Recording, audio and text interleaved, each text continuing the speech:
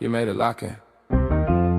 Court lights flicker, I'm feeling that tip-off fever. NBA dreams spin tight like a crossover sleeper. Fourth and inches in the cold, crowd breathing like smoke. NFL grit in my voice when the pressure get woke. Engine scream through the night, that F1 razor lines cut clean, turn sharp like a hometown savior. NASCAR drift in my blood when the pace gets wild. I talk speed like a veteran, move calm like a smile. Legends born out of sweat, out of heartbreaks echo. I break plays down smooth, call the game like a maestro. Every lane that we touch, every story we show, this is where the truth runs. The Not Bland Show. Fast, race, whole crowd froze, big drives, deep shots, watch the moment explode. Every angle hit heavy with a champion's glow. Step into the kingdom, the Not Bland Show.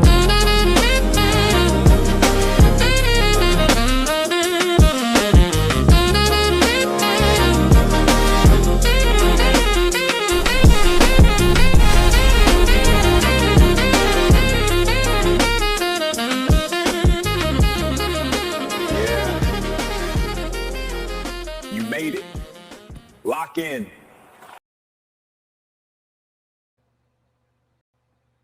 Welcome, ladies and gentlemen, to the Not Bland Show. I am your host, Dujane Bland. Today, we're going to have a little fun. We're going to talk a little Triple Crown, which was an amazing event to see some of the names that came out to try to put their and etch their name into the first and being the first winner of the Triple Crown and putting themselves and setting themselves up to get that million was really cool. Really cool to see those like Mike Salinas come out and make his return in the IHRA, which was really, really cool. And some of the, not so familiar names making noise out there in their first big Triple Crown race. And we've got Dave W on. We're going to talk all about that. So much stuff going on in the world of sports, and we'll touch on that some other time. But tonight, it's all about drag racing, and it's all about the IHRA. Look, you guys know we support Drag Race Bracket Bonanza. They are our sponsor here, so make sure if you're not involved, get involved. It is very easy. You go ahead to the website. Once we play this commercial, you'll figure that out, and then it's free game for free prizes. Who does that? Where do they do that? Not too many places. Make sure you're liking and sharing this show with your friends, letting them know that they need to get locked in to Not Bland Show as we talk about the IHRA Triple Crown. Well, ladies and gentlemen, we're going to go ahead and pay these bills. And when we come back, we're going to have Dave W on. We're going to dive into this past weekend's IHRA Triple Crown race. Drag racing fans, check out Drag Race Bracket Bonanza. It's the free, family-friendly fantasy bracket game. Now, after final qualifying at every national event, you can fill out your bracket for all the pro classes. It's free, easy to click on your picks. If you need some help, just hit the randomizer button to fill in the blanks. It's for fun, stay engaged, and pick your winners today.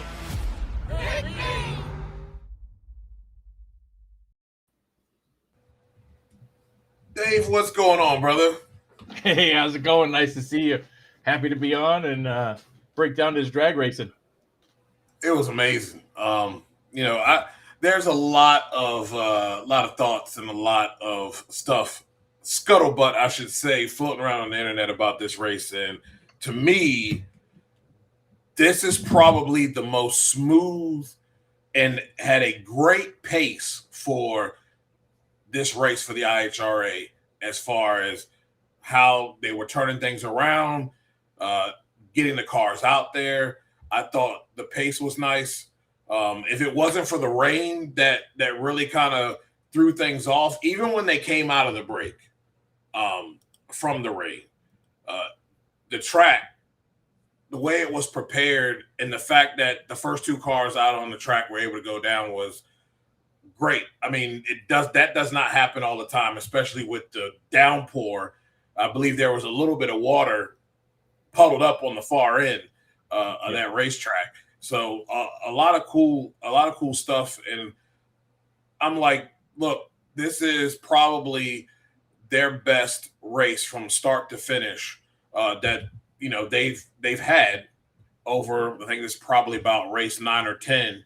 And you're seeing, as we talked about on the Power Hour, you're seeing the maturation process of this organization and its resurgence. And I think they deserve to be commended for the job done. And I believe the finals were finished before 11 o'clock, given the rain. Midnight, just before midnight. 11:44, I believe we were just about done. And it's a shame because, in all honesty, when you look back at the timestamps of the pair that ran before and the pair that ran after, it was a little over like 3 hours and 15-minute rain delay. And I will say that all of the people went down under the stands or sat in their cars, and they came back because a lot of people did not leave during that rain delay. I feel bad for them because a lot of them, like you were mentioning on the other show, they saw what they saw. They got to see the semifinals of the Nitro classes, but a lot of them it was thinned out by the finals. But it was almost midnight. People got to get back. Father's Day is the next day. I get it. It was a long day. But to those people that basically showed up and showed out, man, that was a big crowd. And there was a lot of people. I will say this because people are like, the stands didn't look, no, was it a sellout crowd? No. 75% coverage, I'd say, on the stands. And what you don't see on TV, you can maybe see a little bit from the drone shots, is the stands on the left lane. I don't think I've ever seen people sitting over there in the prior visits to Columbus, and they had people in those bleachers as well. And the pits were just packed full of people. When I went down, the few chances that I had during the rain delay or during breaks to go grab some food or a couple of milkshakes and enjoy some of the pits action going on. There was a lot of people mowing around the pits. I mean, it looked to me like that was by far the best crowd they've had there in a long, long time. Yeah, most definitely. And I think the pit experience is a little bit different than the NHRA as well. So I think that also is another reason why people were I'm sure there was a lot of people mulling around in the pits to enjoy that experience, because I don't think they have barriers like the NHRA does. Am I wrong on that? Some teams do, but a lot of teams basically have just like the old school open style pit policy. Come in, take a look at the car, take a look. We'll show you things, we'll explain things to you. You want to see the insides of a pro stock transmission? Come on over, we'll show you how it works. You want to see, what a Hartz charger looks like on one of these pro line motors in these pro mod cars? Come on in, we'll take a look at it. You want to see a top fuel or a funny car, the fuel altered guys. Everybody is just so open. The motorcycles, the Nitro Harley guys are all, they're all pitted with smaller tents and awnings, but a lot of them have them all set up where you can just kind of walk in the middle and kind of look around and see, like, especially the Jay Turner bikes. He brings a lot to the come race at these events, and they're all very open and will explain everything to you. They want to have educated fans. They love fans that are curious and want to learn about their category, their particular vehicle that they're racing, and they're more than happy to share anything with them. Yeah, and I think that in itself is huge for sure. The fan experience as well, and gives it a different vibe also. But I thought this weekend was great, and all the classes there. Just really, it was a show. I think where I want to start is the Hemi Challenge there. You couldn't have asked for a better, not just the final, but just the person who won. And the top interview was just, and all of them were, but that was special. It was. That was special. And it meant a lot because he's raced against Steve Camella all year, and that's the first time he finally got around him at the prior Hemi shootouts. They've lost, and that was a big win for them, that team, and that car is just absolutely stunning. TV does not do it justice. If you are not there, honestly, all of those cars that come in there, if you are able to go to one of these events that they are at, make sure you make it down to the pit area and look at the details in person up close, because as great as they look on TV, they look 100 times better when you stand right next to them. And who doesn't love wheel standing super stockers going down and running low eights?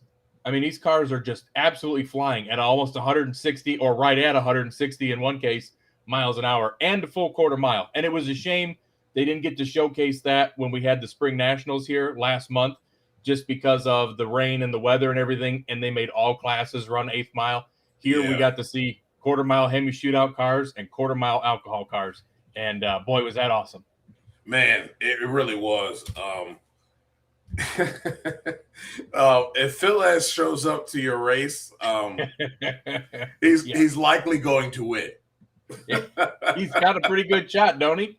At least on the ever since the tour has come back, Columbus last year, Phil if they have had a top alcohol funny car class at the show, and he has been there, he's been in the finals. He hasn't won all of them, right? But he's been to every final round, and that is nothing short of amazing. He definitely has.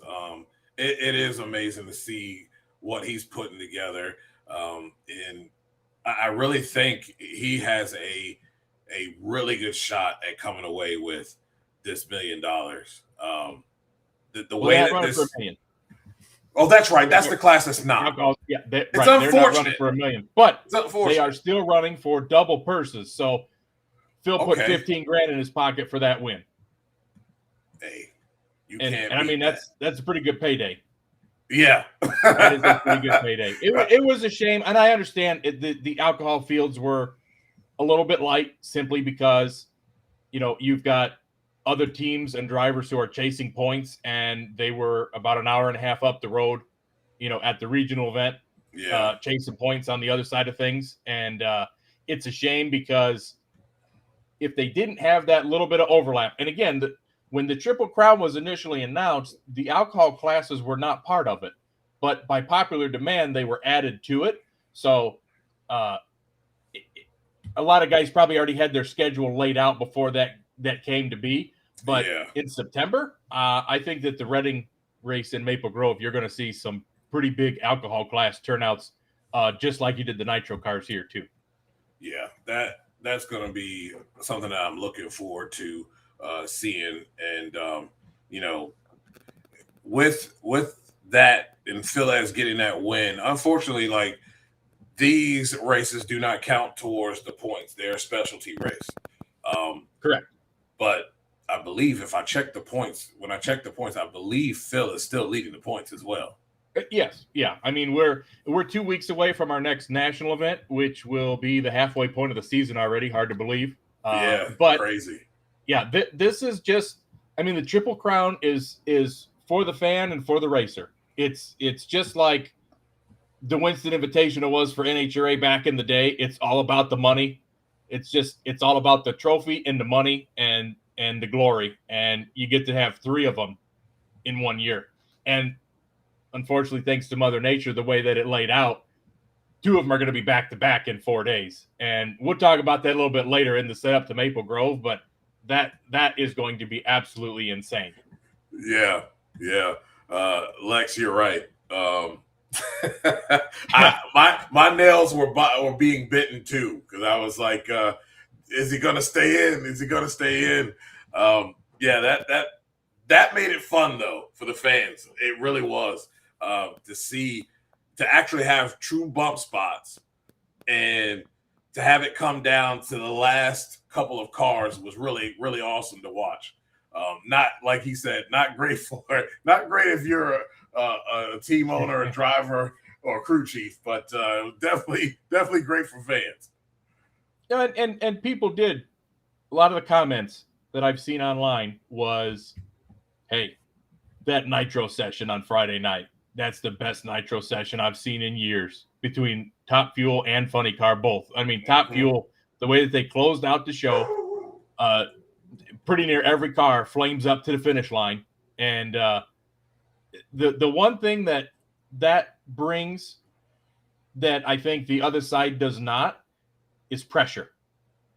Yes. The pressure is tremendous. You get 2 runs. You could probably go quicker, but you can't risk it. You got to stay safe, and you got to get it down the track. And I think that makes it a better show for the fans, too, because there were not too many of them that stepped over center and missed it. There was a lot of clean runs, a couple of surprising ones that didn't make it, but in general, most of them made it to the finish line under power, and that's what makes for a great show. It doesn't matter that they were, 390s and to 412 in funny car. That's what the Bristol field was a couple weeks ago on the other side.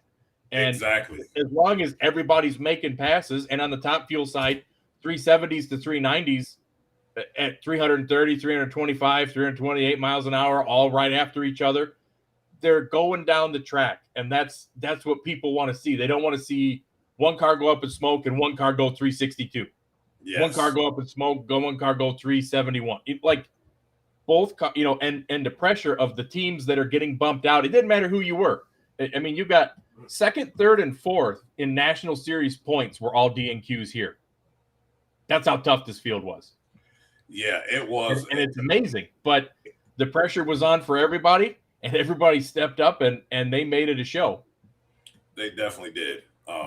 I have to tip my hat to those crew chiefs that, this is not easy to have to come out here and try to navigate a racetrack, and knowing that if you slipped up in the first session, you had no choice, but you had to make it down in the second session.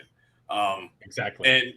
And I liked the safe play by a lot, because there's nothing more important in this particular style than to get your first lap.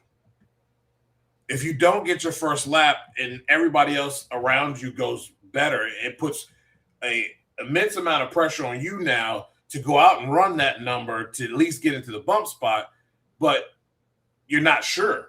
You know what I mean?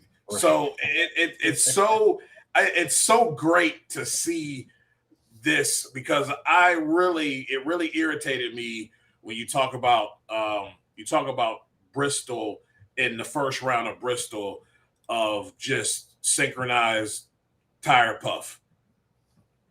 And it was avoidable because people just had to go out there and navigate the racetrack and tune to the conditions. It was 135-degree track temperature, and then people want to piss and moan because they didn't get down the track and want to blame track prep. And I'm sorry, but sometimes you got to do and take what the track is giving you. And that's things that did not get done. And I like what I see here, how these teams navigate the racetrack. And for the most part, everybody goes down. Well, and don't get me wrong, the first session of Top Fuel was a prime example of that. There were half of them that missed it. I mean, they definitely did. But that's what made Q2 the pressure-packed drama session that it was, because you had Lee Calloway, Mike Salinas, Scott Palmer, Massey, Pritchett, Baldwin, all on the outside looking in. And you know those are cars that can go 380s all day long. So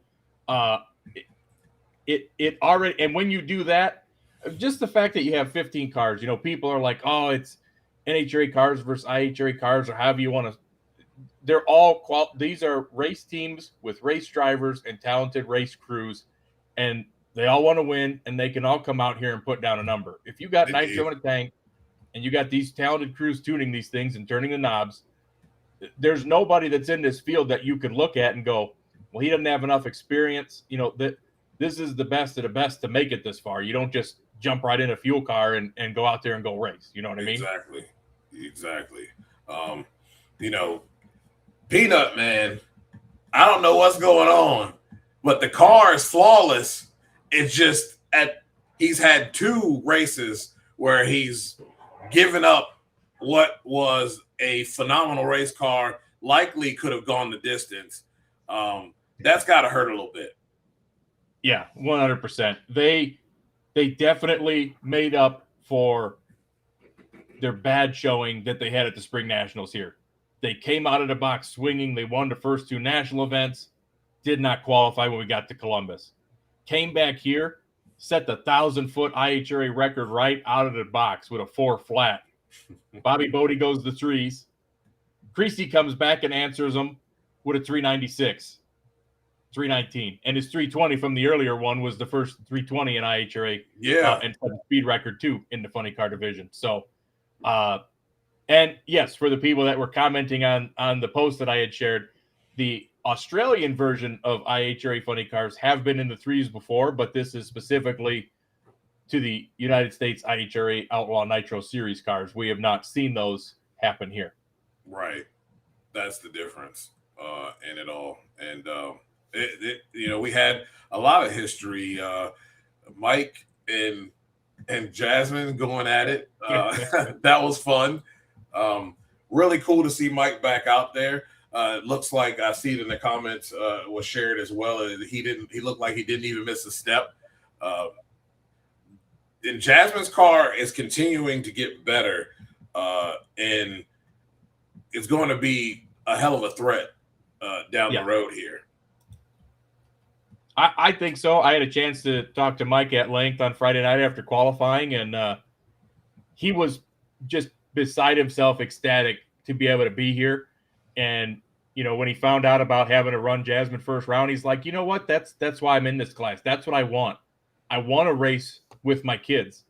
And he said he's still not giving up hope on. He's going to get on a pro stock motorcycle still, so he can race against Gianna. He's still going to do that. Really? Still in his plans. He's like, I haven't given up on that. I'm still getting on a bike because I want to race with my daughters, and I have been tough on them ever since they were little girls. And I've told them, you don't get an edge either way. You got to earn it. And They went up there, and my prediction for first round was Mike would leave first, but I would think that I said Jasmine would get the win. And they went up there and had a 020 and a 030 light. Jasmine left first, and unfortunately Mike went up in smoke and she got the win. But I mean, they were just killing the tree. They were ready for it. They were ready for first round. Definitely. Definitely ready for first round. That 377 with the 4 was a really, really good pass. Speaking of the winner and the points leader, but the winner, Trip Tatum, every race that team comes out and is polished and runs extremely well. I wasn't shocked by the fact that they were running well.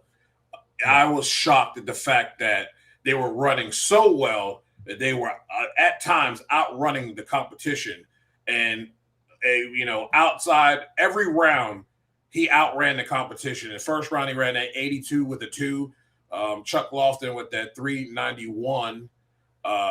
Then he goes in the second round against Jasmine, who had just pulled off the 377 run. He goes out, runs a 77 with a 0, and she only could run a 85 with that. Cuts a 28 light against Jasmine.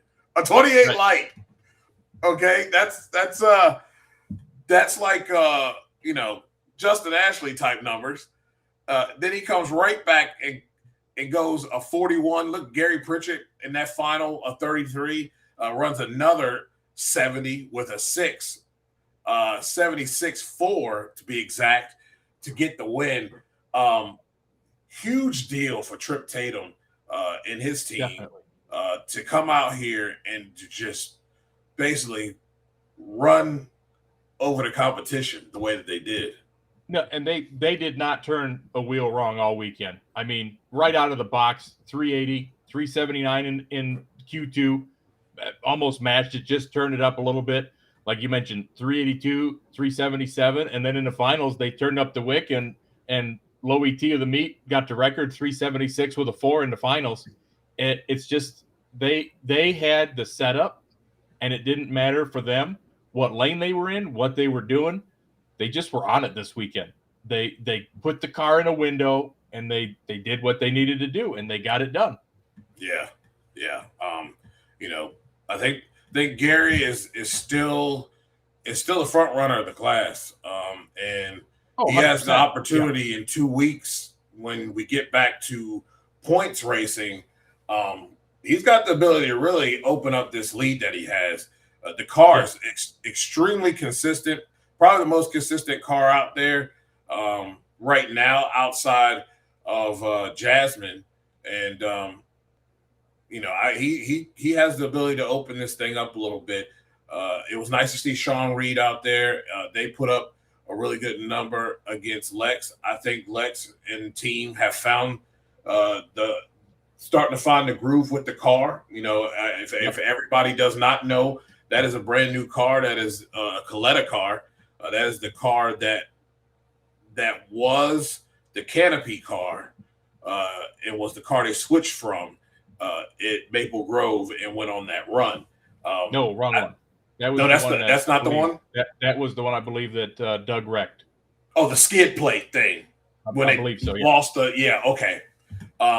Either way, they're figuring it out now, and it's just that this car's brand new, and you gotta learn its idiosyncrasies and tendencies, and I think they've kind of found it a little bit. I'm really looking forward to seeing them in qualifying, having 4 sessions over there at Norwalk this weekend, and seeing what they're able to do over there. I do expect them to get in the show, but I also think if what we saw, I think it was Epping.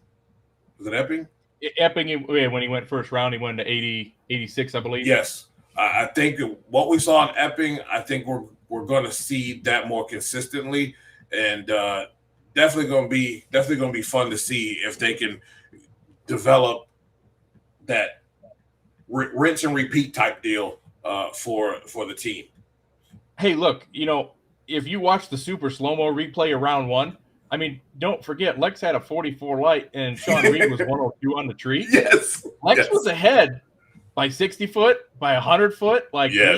He was out there. Sean had to drive around him, and it almost went the other way. I think Lex started mixing up some cylinders as it got to the top end. Speed was a little bit down, and Sean did go by him with a 325-mile-an-hour charge. But at the same time, I mean, they're a contender. And he said it in his interview. He was confident, and he knew it. He said, it doesn't matter, even if we just get bumped to 8th, and I got to run number 1 first round.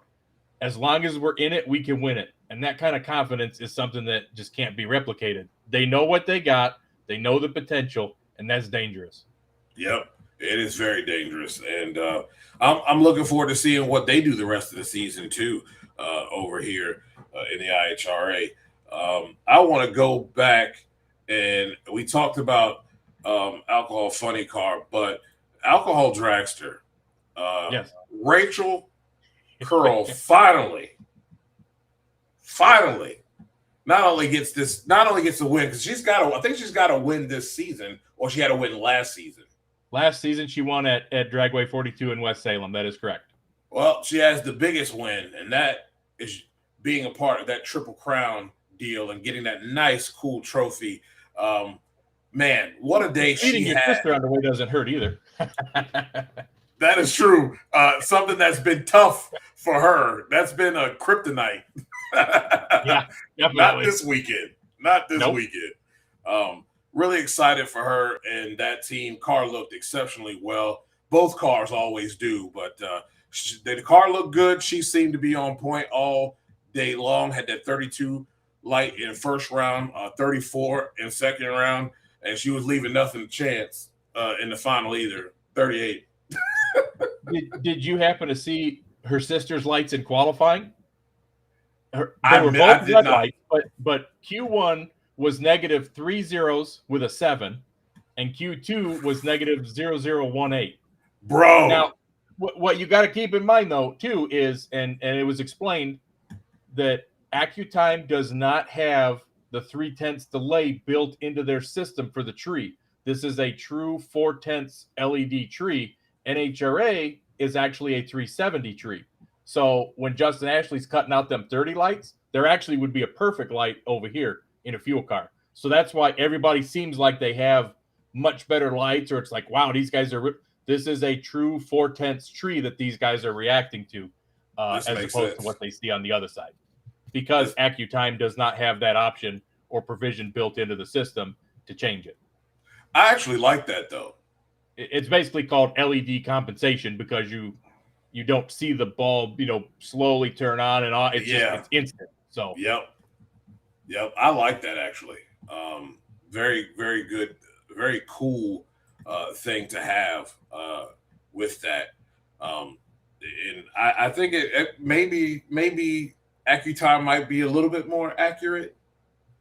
No pun intended. Well, and they also go down to the TV part of things doesn't really show. They cut off the fifth or the fourth digit at the end, but it is always there. So technically, because you saw, especially in Top Fuel, a pair of 379 sevens was second and third, but Jasmine was actually, she could have had a faster speed and would have still been behind because she was 0.3 of a second slower than the other 379 with a 7. So we see more digits than they're able to display on TV.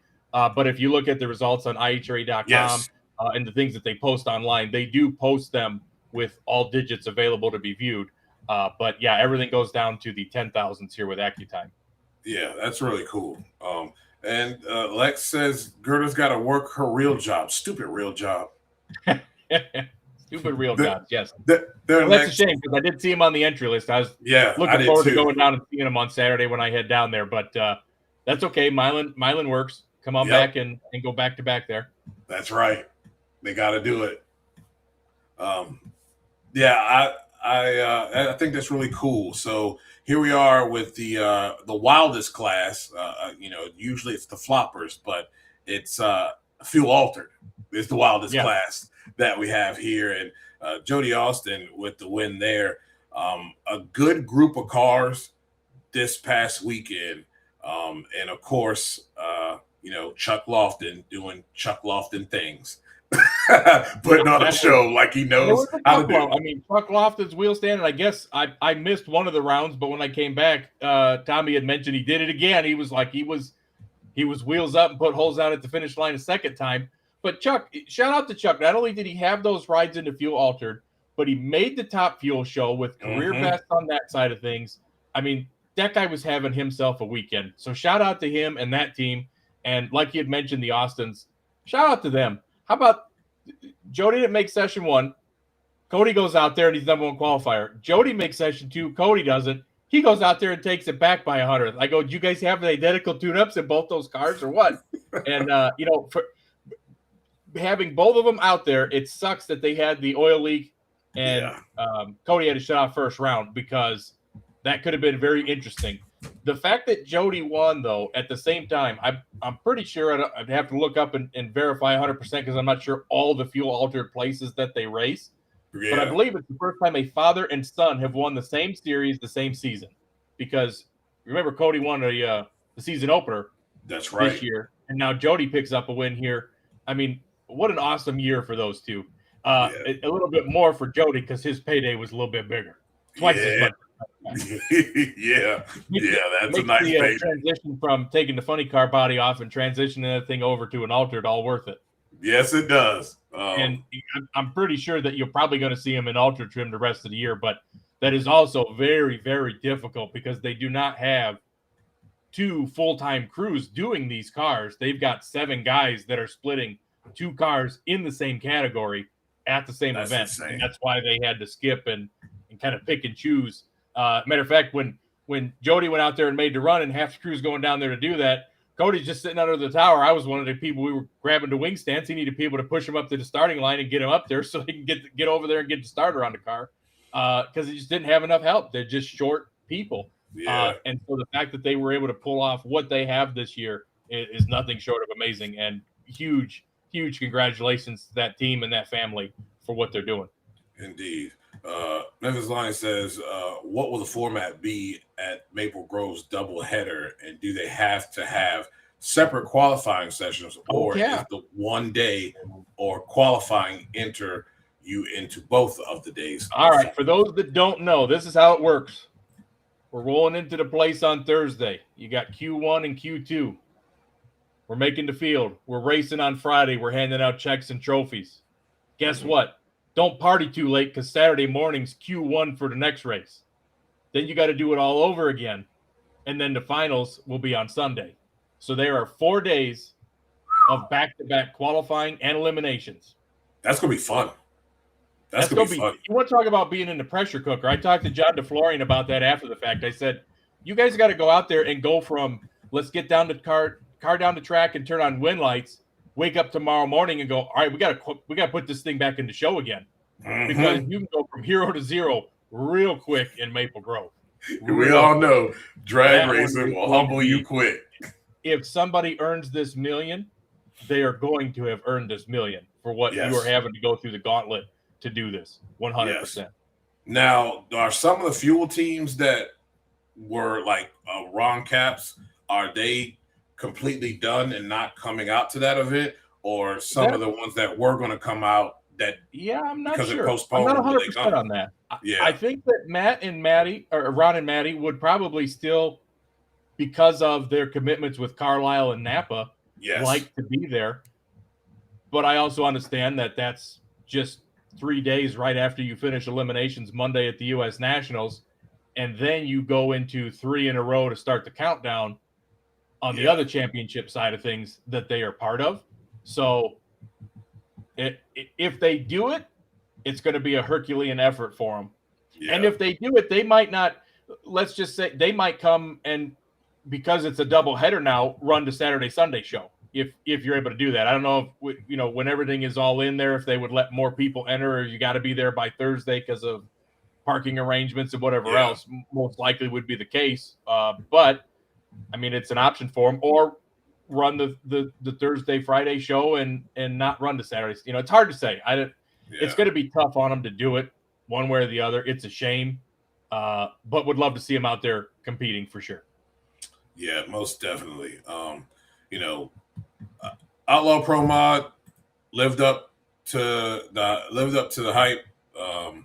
Jason Scruggs gets the win, but there was a darn good cars out there. Scruggs had the best ET of the weekend, that 353.2, and then had the best mile per hour of the weekend, 215.93.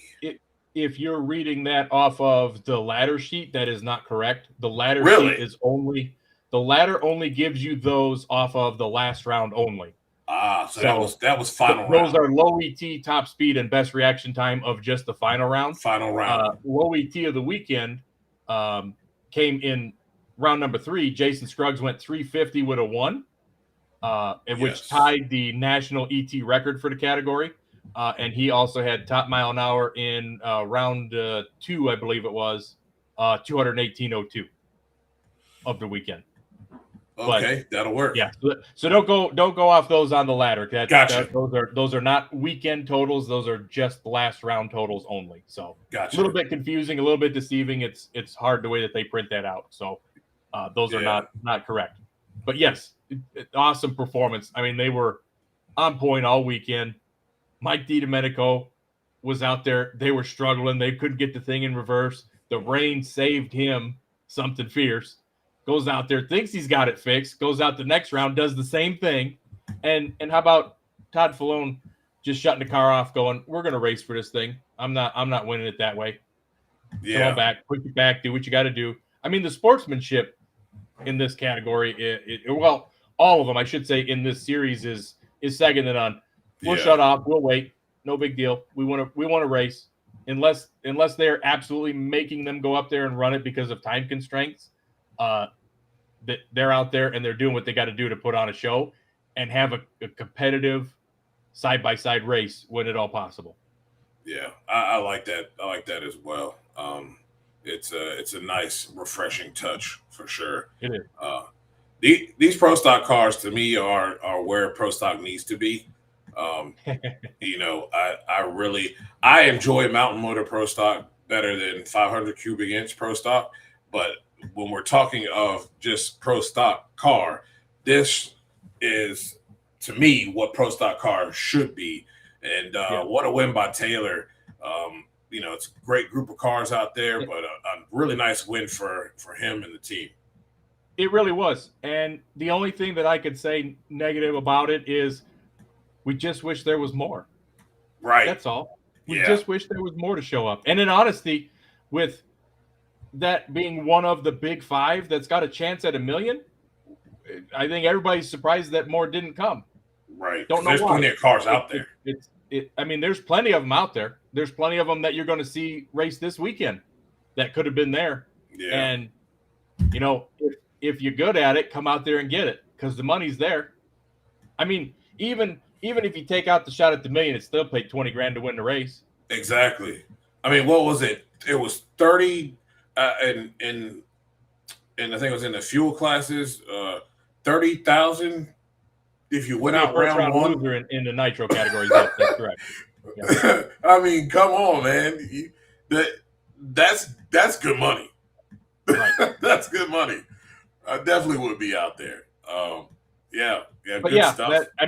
The Deaches, man, they put on a show. And they did. The other hard part was a lot of them seemed to struggle to get a hold of the track in qualifying. So some of the qualifying sessions were not that great, and some of the races weren't as competitive because of it. Yeah. You just wish that there was more close, competitive side-by-side action like you see in the other classes, but they still – how about that wheel stand in the finals, huh? How about Taylor riding that thing out there, 150, 200 foot, sets the thing down and sets the national ET and speed records with it. That was fantastic. Quick as the fastest. I mean, they had that thing on point. Yeah. And he said it. I mean, you see, they talked to father and son. They talked to him and Jason before the finals, and he's like, I'm going to get you a present. I'm going to get you $20,000. But he's going to be the one with the shot at the million. And I think Taylor's got a pretty good shot at it when we go to Maple Grove. I think he's got a real good shot at it. He's got a good car, very consistent, and he definitely set himself up nicely here, getting out of the gates and getting this first one.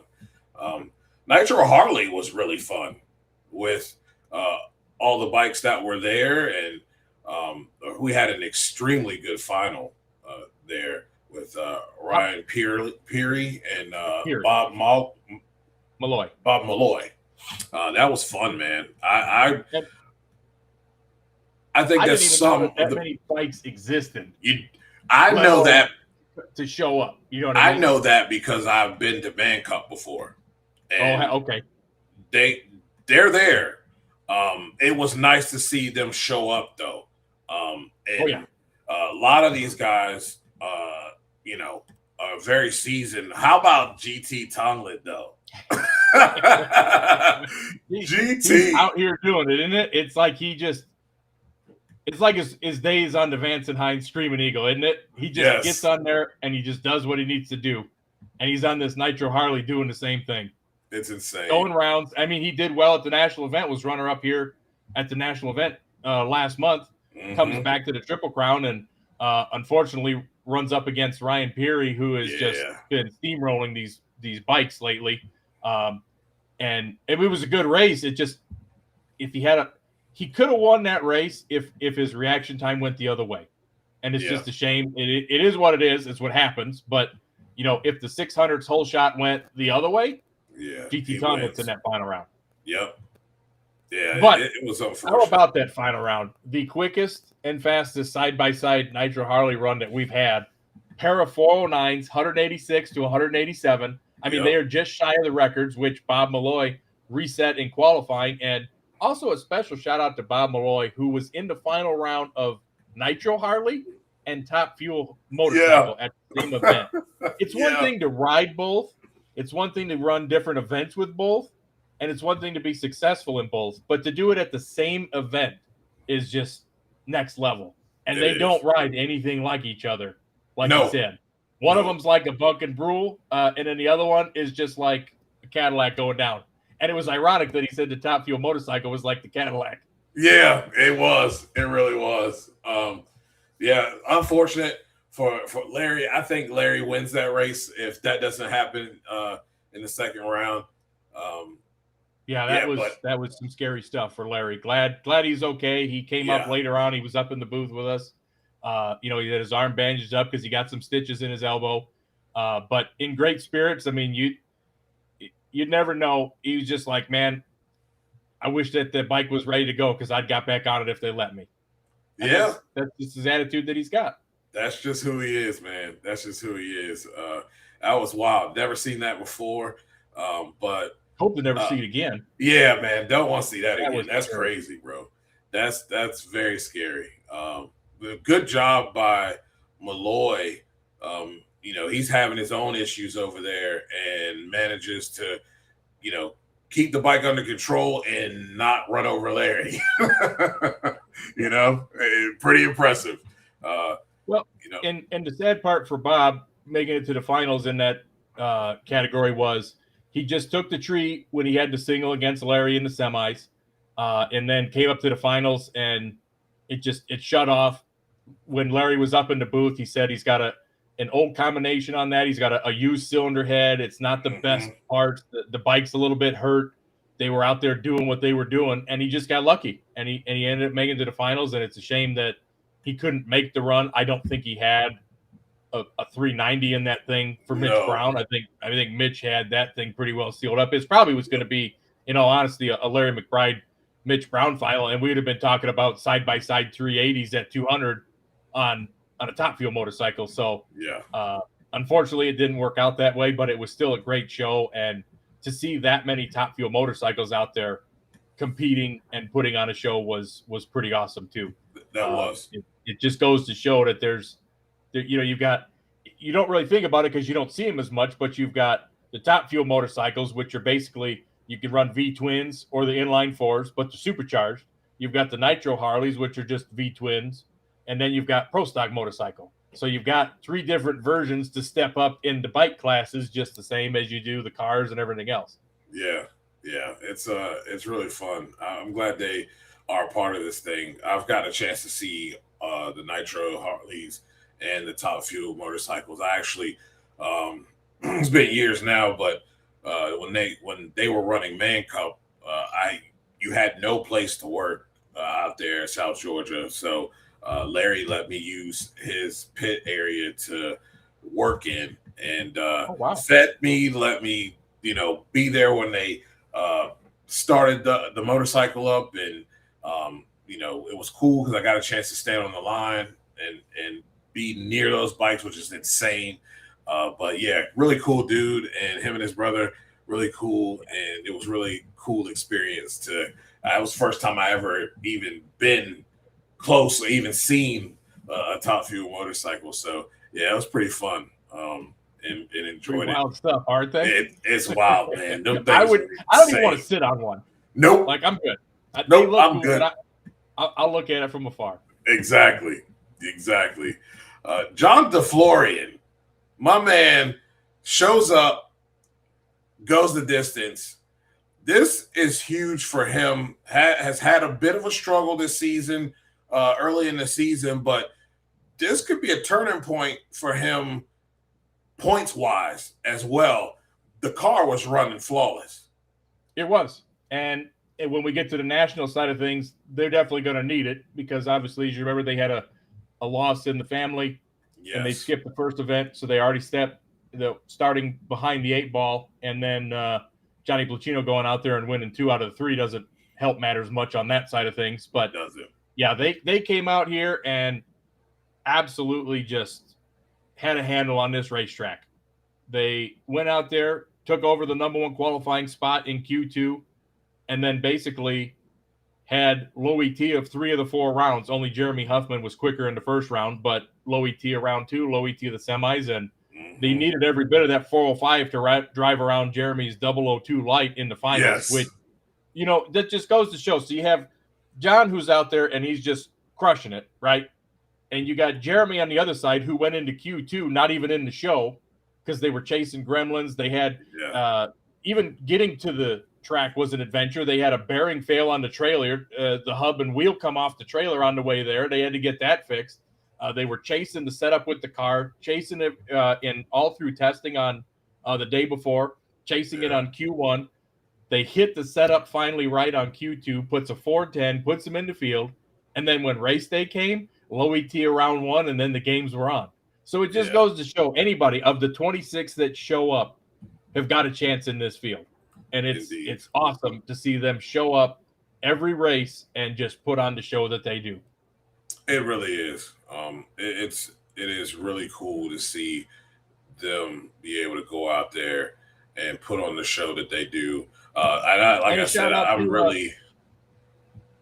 out to Bill Neary too, who struggled with the car, didn't make the show, but they got their electrical gremlins figured out with the MSD setup that they had. and that first run went out there a full 14 career best, and comes out there and just now they got to learn how to set up the clutch and the four link to adjust to all the power that they have that they weren't able to use before. So when we get to Milan, there's another one that's going to be an instant contender and an instant player. And how about a 001 light in qualifying? So insane. Bill hasn't lost it. He's still out there on the wheel. No, good stuff.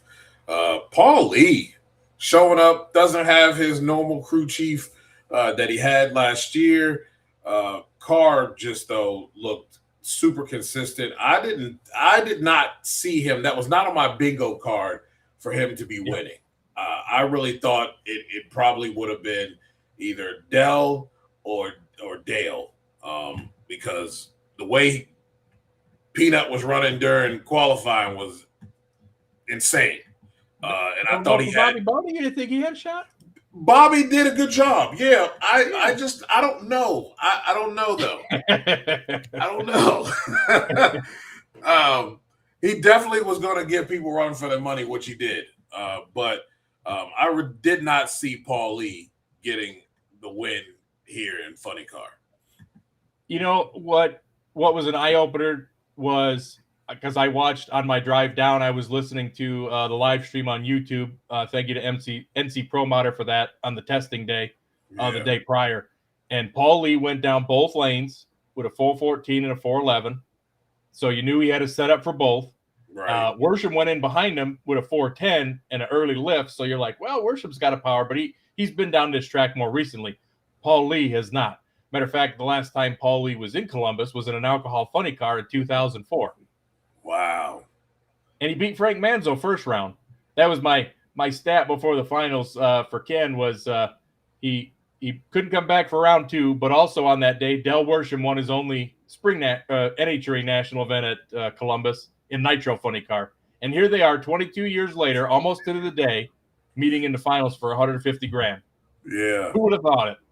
That's Stuff crazy. comes full circle sometimes. But yeah, I had an eye on Paul Lee when that happened, and I saw that they could do that, and they kind of missed it a little bit in the first session with that full 41. He was out of it early, and I'm like, well, maybe they're testing, they're learning something.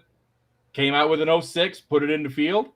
I'm sorry, the second session, because they already had the 410 to fall back on in the first one. The second session, I think they went for a little bit and missed it. Put the other setup back in it, and then he goes 06, 397. Yeah, it's wild, man. Did what he's got to do. And Dell, I tell you what, I feel bad for Dell because even at the national event level, he's seen Dale Creasy just step on it and drive away from him when he's like, I'm putting a solid tune-up in it. And Dell was probably coming up there for the final going, I'm putting a tune-up in this thing. He goes 401 and watches Paul Lee's flames out the window going at 326 next to him. Poor Dell, man. Who would have thought he'd be, on the underdog side of things at some of these deals? Yeah, he's the Ron Capps of IHRA Funny Car right now. Getting there. The bridesmaid, never the bride.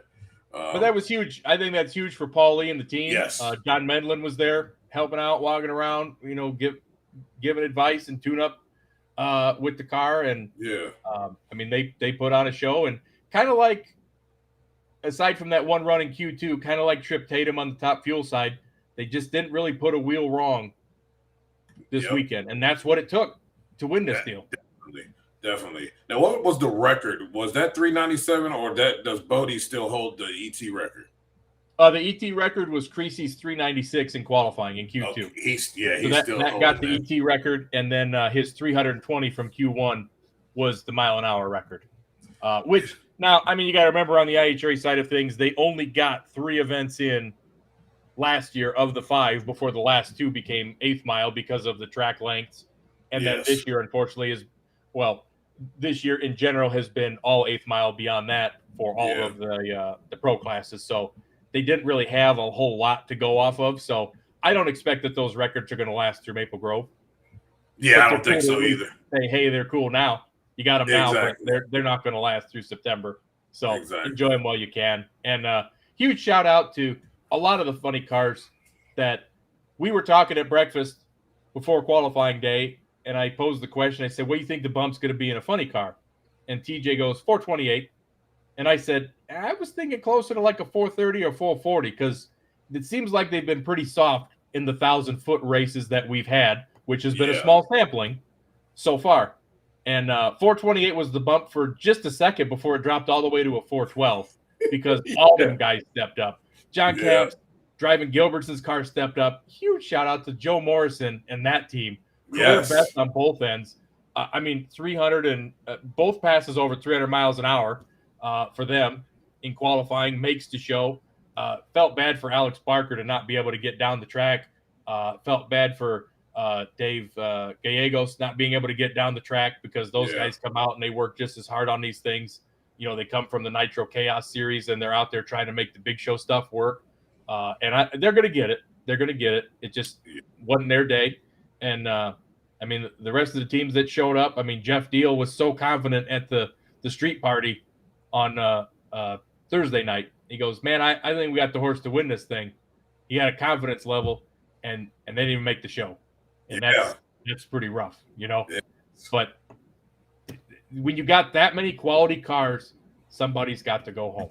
It's just the way it is. You feel bad. Somebody got to lose. Somebody's got to lose. Right. For somebody to win, that means somebody's got to lose. It has been really cool with this whole IHRA thing. And I'm looking forward to seeing what this next part of the Triple Crown holds for us. What were the numbers, viewership-wise, for the IHRA in this event? The hype around this event has been second to none, and there was a lot of eyeballs on it between Friday qualifying and Saturday eliminations across all the platforms, Facebook, Speed Sport 1, Speed Sport 2, YouTube. You had almost 900,000 views between the 2 days and over 11 million minutes watched between the 2 days across all the platforms. So people had eyes on this. It was an exciting show, and people, even if they weren't, the people that were watching on Facebook and all the other ones that are in the comments talking about it, but there's plenty that saw it that didn't have anything to say that are probably quietly talking amongst themselves going, that was a pretty good show. Or we might go to the next one, or we might try this, give this a shot. So, people tuned in to see this. When you're that close, you're not that far away from 1 million. And that's a lot of eyeballs over 2 days across all those streaming platforms. So there are definitely eyeballs out there watching this, and I'm so glad that they saw such a great show. Yeah. And a huge shout out to all the Windy City production crew, Ken and Tommy in the booth, Steve producing it, Joe in the trailer producing it. The graphics were on point. I thought that they did a great job doing everything that they could to keep everybody updated. I said, this is going to be a big one. We're going to have a bump spot. So we want to make sure that when these guys are up there, they kept the graphic changing. So you'd see who's in, who's out. You could follow it. And they were informative. The camera crews are just top notch. The views that they provide from some of these things and some of the stuff that they capture, that super slow-mo captures some amazing stuff. And I remember way back in the day when NHRA had it, the stuff that it caught. And now the fact that there's one over here catching that stuff, from top to bottom, it was a great weekend. Everybody, the people that put it together, the safety teams being out there when they were needed, all the people that work behind the scenes, the tech people, the people running the show, all the people keeping timing and scoring in place. This is not an easy thing to do. And to be able to be fortunate enough to be behind the scenes and see what it takes to put one of these productions on, a lot of people don't understand. They're quick to criticize. They're quick to say, well, why'd you do this? Or why'd you do that? Or why is the schedule like this? Or why is there so much downtime? Come on down and see what it takes to put one of these shows on, and you'll understand. You'll be scrambling to go, well, what do you mean? Why is anybody complaining about what I did? Wasn't that good? Yeah. No. I understand that. Exactly. I understand that side of it now, being on the other end of the camera. There's so many variables, with so many variables with the streaming and production that, that you might not. There's certain issues that you didn't have last time that you got show up and you've never had them before. You know what I mean? There's so much that can go wrong during a stream. And they do it so professionally. There's a lot of things that go wrong that you'd never even know went wrong. It's like comms are down. There's guys throwing wires in the back. You know, like it's just a regular show, and there's chaos going on behind, and there's a lot that goes on that they keep that thing going. And the rainstorm, it's terrible. I hate it for the fans, but I mean, take that 3 hours away. That show would have been done 9 o'clock on Saturday too. Still got it done early enough Friday. That bull riding arena was packed. They did bull riding outside the main gate. We still had the bulls. Yep, the bulls were there. They did the bull riding and the bullfighting, and that place was packed. When we were leaving the place on Friday, those bleachers were packed. People were having a great time over there. So it was an all around great weekend. And the best way to sum it up is the last category that's going for the million. It's party time, baby. Because Jason went over there in Pro Mod, and every week, every race that we have, it's like, all right, what round's he going to get to buy run? Because it seems like he gets it every single time. But he goes out there. He's number one qualifier. He earned the buy run in first round because we had 31 as opposed to a 32-car field. And, man, he did it. He made it happen. And like you guys had mentioned earlier, his second shot to go for $1 million. Because he did it in the Winter Series too. Let's see how he can back it up here in Maple Grove. Yeah, I'm looking forward to it. And, you know, Lee and I talked about that. He's got to be the one that's the most hungry right now. Yeah, I think so. You know, he missed out on that opportunity in the Winter Series. I don't think he wants to miss out on that opportunity here. Car looks really good. They've looked exceptionally well every time they've come out. I think he's going to be a very, very dangerous man come this next Triple Crown times 2 to try to get this million in. If anybody knows anything about streaming not being easy, it's this man right here. Because he probably has bubble guts from most of our streaming there. But he provides a lot for a lot of people that would otherwise not get to see the things that you guys cover. So huge shout out to Monday Morning Racer for the hard work, Lee Craft, that he does behind the scenes to bring events that people would not normally get the chance to see. And then they go on there and complain about something wrong with it. It's like, you know what? You just pretend like it doesn't happen then. Just turn your computer off. Go do something else. It is not easy. I'm looking forward to this weekend. I'm hoping that everything looks. I think we're going to have what we had last week. The weather didn't look that great, by midweek, and then by the end of the week, everything kind of cleared up. So I'm really hoping that this thing goes down. We're going to have a night race here tonight. We're going to qualify at 5 and then racing. So I'm looking forward to this. Shout out to the team at Southeast Gassers Association, all the higher ups that took the time to help and save not only the racers but us guys, bringing you guys the action out there. It was hot in Brainerd for sure. There were moments that I had a little bit of brain fog. The heat was much. So yeah, looking forward to this weekend. If you can and you're in Knoxville area, come on out, man. 2-day ticket. It's going to be fun, man. I think there's a band that's going to be out there Friday night. Their concessions are always great there. So, go on there, get out here, get yourself a ticket, and come and see what we're all about. It's going to be fun. And night racing is, there's nothing like it, man. We've had a few opportunities to see these guys at night, and man, when it's nighttime and afternoon, and the track's really good, these guys all season long have been throwing down.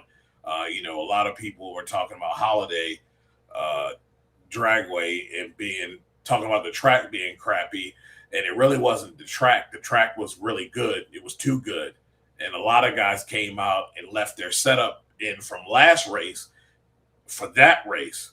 And we got a lot of cool moments, a lot of squirrely moments. some spin outs. There was definitely some highlight reels from that one. Let's don't repeat those this one, okay? No. We ain't side up, boys. Exactly. We ain't trying to see that too much, but definitely does well for our social media team. That's for sure. So I'm looking forward to this weekend. But man, Dave, great race for the first Triple Crown race.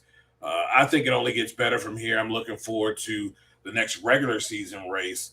That where will you guys be for this regular season race? Milan, Michigan here the weekend after 4th of July. That might be a race that Mac 1320 might show up for. I believe so. Yeah, we're going to be there July 10th and 11th. Yeah, I'm looking forward to that. The regular season resumes. Well, I guess actually it'd be 8th, 9th, 10th, 11th because you got testing day, and then now since we're back to the regularly scheduled program, the sportsman cards are added back in, which hate to see them not as part of the Triple Crown. But again, it's everybody comments on how smooth the show ran and how well everything ran. And if you tried to fit 6 more classes or 8 more classes into that schedule, somebody's got to get somewhere. And same thing even on like qualifying day. We didn't see the Nitro cars run their first qualifying session until 6 classes already were done with both of their sessions. But it was partially done so they got the better weather, the better track conditions. It was partially done because we know people work on Friday. So when you get out there, and by the way, $40 a carload after 3 o'clock was a pretty good deal for them guys. Darn right. You won't feel like you missed anything. And some other things that you don't really take into consideration, like that Nitro cars don't like track prep and they don't like glue past 1,000 foot, but we're running 3 categories to 1,000 foot. So you can't run the alcohol cars and spray for them and then run the Nitro cars behind them and have them start chunking tires and have issues there. So there's a lot of consideration that went into the schedule being laid out the way that it was. And very strategic. I think that even if you tuned in for nothing but just the last few hours of the back-to-back Nitro sessions with the Pro Mod and Mountain Motor Pro Stock Q2 ran in right between them. I mean, that was worth the price of admission alone to me. Indeed. So, we're looking back to handing out points and working our way to our championship. And so that's something else that these guys got to consider too. So Gary Pritchett wasn't going to really even run the Triple Crown. Obviously, he's not in it for the million now. He's still going for the championship. Obviously, I don't know that you would see Paul Lee and Trip Tatum at the national event. I don't think that they're going to be there for that because I don't think the points part of it matters. But on the door car side, if you're Taylor Dietz, you're John DeFlorian, and you're Jason Harris, you guys are still running for a championship. So you got to work in 3 points-paying national events into 3 months you have to think about it until you get back to Triple Crown ×2 in Maple Grove. And it's going to be a long, hard summer of not tearing up your stuff. And having double the inventory because you're running 2 races in 4 days. You can't afford to have a mistake, a burned piston, a hurt part, nothing. You better have the trailer loaded because that is going to be a race. Yeah, that is a really good point that is not factored into all of this. That you got to be pretty clean here going forward until we get to that next Triple Crown. It's going to be interesting to see what the strategies are, how well these guys do. I think for all the Triple Crown winners, this is something that is setting them up for making a push here in the points battle. Very consistent cars. All of the ones that won were very consistent. They seem to be pretty dialed in. Of course, new tracks, going somewhere else can change that by weather and all of that. But for the most part, they're heading into this points race now with momentum. And I'm really looking forward to seeing what they're capable of doing. And I mean, look at it this way. Like if you're Jason Harris, for example, you have the opportunity to go out there and win 2 more of these races. All right. So the races themselves, just the races themselves pay $100,000. So that's $300,000, right? You win the million. So now we're at 1.3 million. Every national event race still pays $50,000 to win. So you could put another couple $100,000 there and win the championship for another $100,000 bonus if you're the Pro Mod champ at the end of the year. those guys could have a pretty good payday at the end of the year. They keep doing what they're doing, and that's unheard of for pro mod racing. Yes, to win $1.5 million over the course of the season, or have the opportunity to, I guess you'd say. Yeah. And imagine if they would have pulled it off in the Winter Series and could have a $2 million bonus, have the opportunity to have $2 million bonuses in the same year. So I hope this comes back next year, 100%, because the Triple Crown ×2 will have a very different feel and different drama behind it than Race 1 did. Race 1 was all about who's going to get in, who's going to be in there to race for the million, and now we know that answer. Now everybody else is just out there wanting to collect a payday. Oh, and stopping those guys who think they got a shot at $1 million from getting that million. Yes.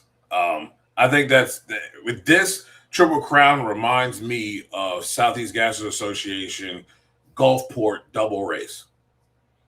Yeah. Because it is two separate entities, and we had two separate we had a guy get his first win there in the Joker last year. Didn't turn out so well in the second race. So it is a whole different type of strategy for these guys, and it's going to be important that you hit on both of those. It can go south real quick either of those days. So it's going to be real cool to see how this all plays out, because the pressure was great in this one. Just wait. And there will not be a lot of partying on Friday night. That's you got that right. It will not be a big party. There'll be a lot of water and Gatorade and sparkling water. Yeah. Not too many beers. You can bet on that. And Lex, exactly.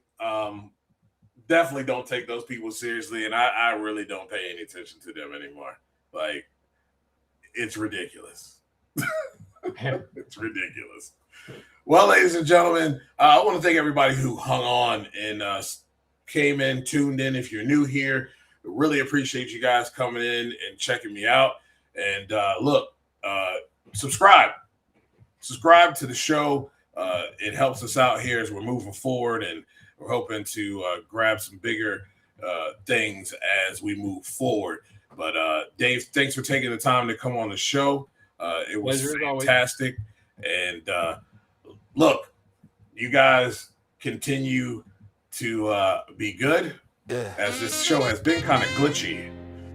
But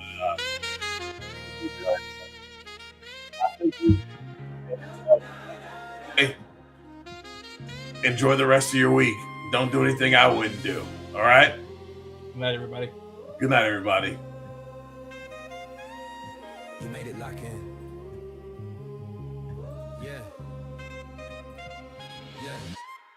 Court lights flicker, I'm feeling that tip-off fever. NBA dreams spin tight like a crossover sleeper. 4th and inches in the cold, crowd breathing like smoke. NFL grit in my voice when the pressure gets woke. Engine scream through the night.